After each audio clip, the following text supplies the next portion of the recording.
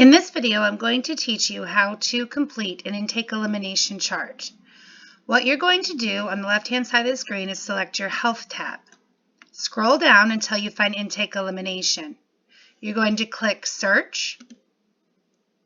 Where it says Individual, enter in the person's name that you're writing your intake elimination chart on, and select the person's name. Then come to the bottom and hit Search.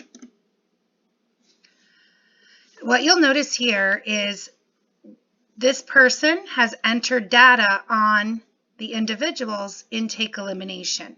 When you're doing intake elimination, you want to continue to add to the chart so that we can track intake and elimination for the person over a period of time. What you're going to do is click on it. You're going to scroll down and you'll see this is the data that different people have entered, and it gives you the time it was entered and then whatever we're trying to track. This is individualized, so not every person we support has an intake elimination chart, but if the person you're supporting does, you're only tracking the information that you've been requested to track. So for instance, this chart allows us to track fluid intake. It allows us to track how much meals that people have eaten, how many calories. It helps us to track the number of times a person has urinated or voided.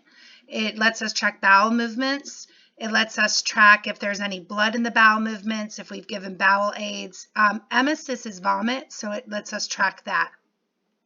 Again, not every single person has an intake elimination chart, and for those who do, we're only tracking certain things on this chart, so you may not be filling out every single thing that's in here.